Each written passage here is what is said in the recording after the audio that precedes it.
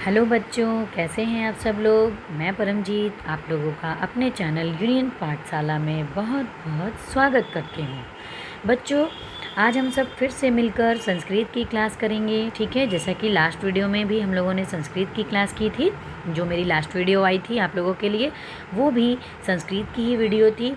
NCERT based है ना। Class 10 की वीडियो को मैं लेकर के आपके लिए लगातार आ रही हूँ। ठीक है, तो जो NCERT से बेस्ड जो भी चैप्टर्स मैं आपको पढ़ा रही हूँ वो क्लास 10 का है। ठीक है, ये जैक बोर्ड के बच्चों और CBSE बोर्ड दोनों बोर्ड के बच्चों के लिए बहुत ही हेल्पफुल है। ठीक है बच्चों, तो बच्चों आज हम जो चैप्टर को पढ़ने वाले हैं नवमा पाठ। ठीक है, चैप्टर नवमा पाठ यानी पाठ 9। नवमा पाठ का नाम है सुक्तया। ठीक है, सुक्तया हम लोग कुछ पढ़ेंगे बच्चों। प्रस्तुत सुक्तया जो है ये तमिल भाषा से लिया गया है। ठीक है, तो चलिए पाठ को हम पढ़ते हैं। पाठ की एक एक पंक्तियों को हम पढ़ते हैं और मैं इसका अनुवाद आपको करके हिंदी में बताऊंगी। ठीक है, तो चलिए सबसे पहले पाठ का जो परिचय है उसको समझ लेते हैं कि ये कहाँ से लिया गया है, ये क्या बोल रहा है। ठीक है, इसको पहले जान लेना वो सही होगा। ठीक है, क्या बोल रहा है। अयं पाठः मूलतः तमिल भाषायाः तिरुकुर्रल् ठीक है नामक ग्रंथात् गृहीतः अस्ति। अयं ग्रंथः तमिल भाषायाः वेदः इति कथ्यते। अस्य प्रणेता तिरुवल्लुवरः वर्तते। प्रथम शताब्दी अस्य कालः स्वीकृतः अस्ति। धर्मार्थ काम प्रतिपादकोऽयं ग्रंथः ऋषु भागेषु विभक्तो अस्ति। तिरुशब्द श्रीवाचकः अस्ति, अतः तिरुकुर्लर् शब्दस्य अभिप्रायो भवति। श्रिया युक्तावानी अस्मिन् ग्रन्थे मानवानां कृते जीवनोपयोगी सत्यं सरसबोध गमपदे प्रतिपादितम् अस्ति। बच्चों, ये पाठ मूल रूप से तमिल भाषा में रचित तिरुकुरल, ठीक है, क्या है, तिरुकुरल नामक ग्रंथ से लिया गया है। यह ग्रंथ तमिल भाषा का वेद माना जाता है।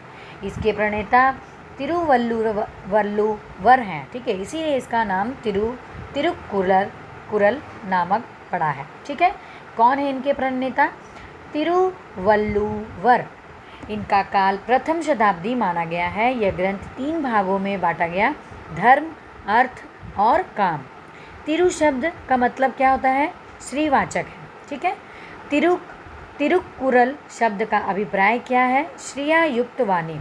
इस ग्रंथ में मानव जाति के लिए जीवन से उपयोगी, जितने भी उनके जीवन में उपयोगी सत्य और सरस भाषा युक्त प्रतिपादित किया गया है। जो भी उपयोगी बातें हैं, जो भी सत्यता है, उसके बारे में बताया गया है। ठीक है बच्चों, चलिए बच्चों एक एक करके पंक्ति को स्टार्ट करते हैं। सबसे पहला, पिता यच्छति पुत्राय बाल्ये विद्याधनं महत् पितास्य किं तपस्तेपे इतुक तस्य कृतज्ञता। मतलब पिता पुत्र को उसके बचपन में यानी बाल्यावस्था में ही बच्चों बहुत बड़ा विद्या रूपी धन देता है। पिता अपने बच्चे के लिए इस प्रकार के कार्य, इतने कार्य करता है कि उसके कार्य किए हुए कार्यों को हम देख नहीं पाते हैं।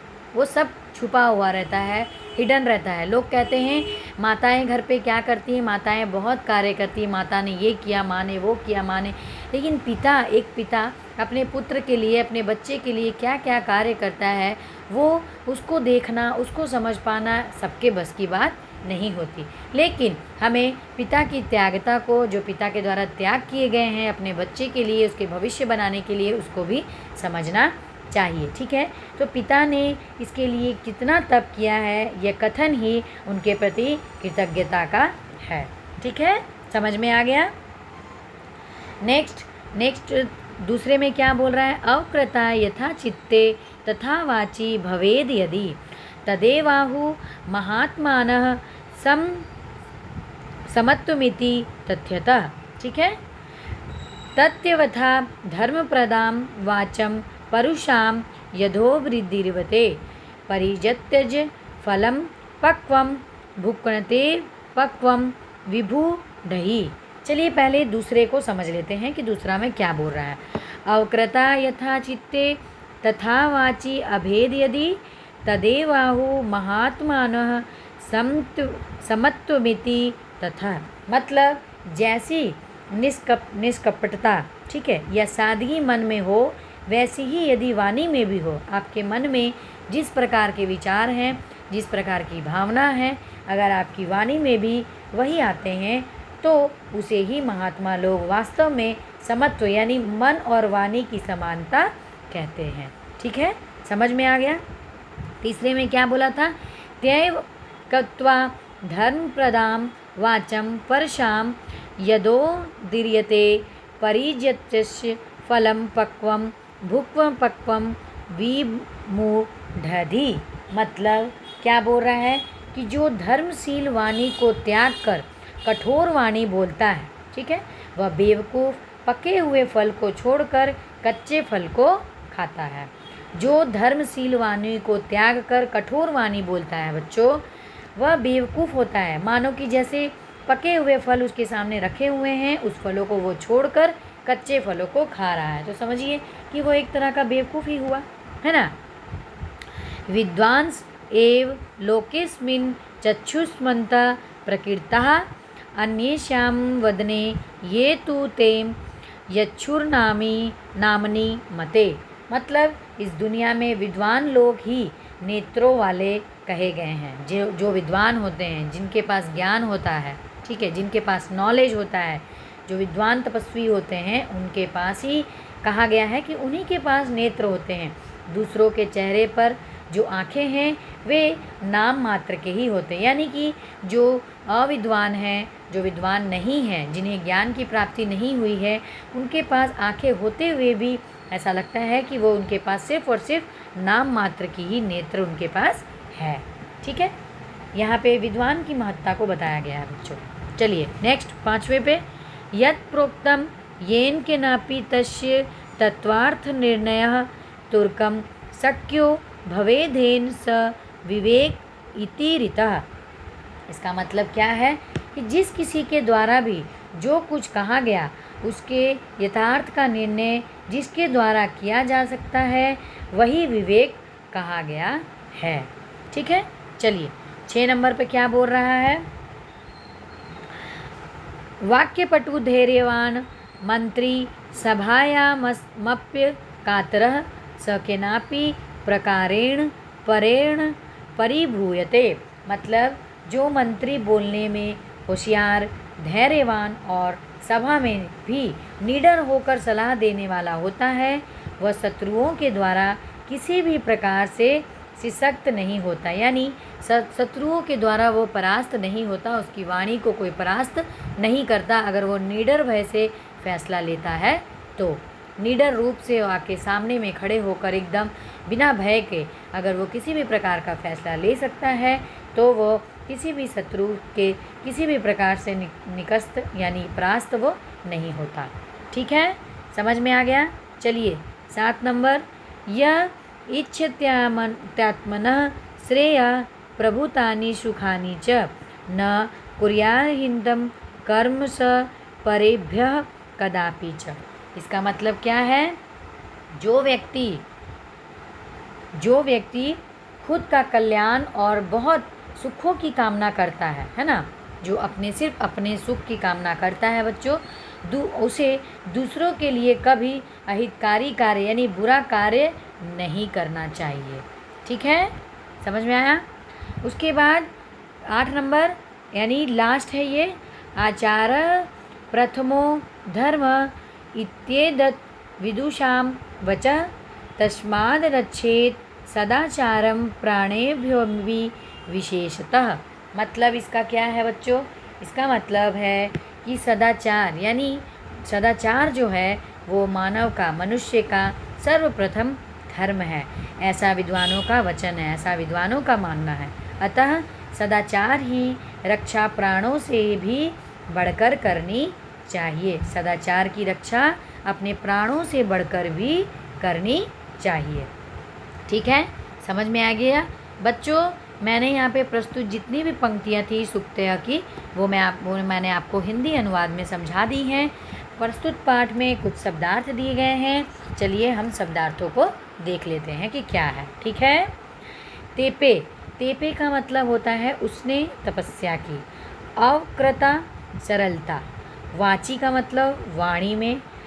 तथ्यतः मतलब वास्तव में। ठीक है। परुषाम, कठोर। अभ्युदीर, ये मतलब बोलना चाहिए। विमूढ़हि दधि मतलब अज्ञानी, नासमझ, जिसके पास ज्ञान नहीं है, मूर्ख बोल सकते हैं, बुद्धिहीन बोल सकते हैं। ठीक है।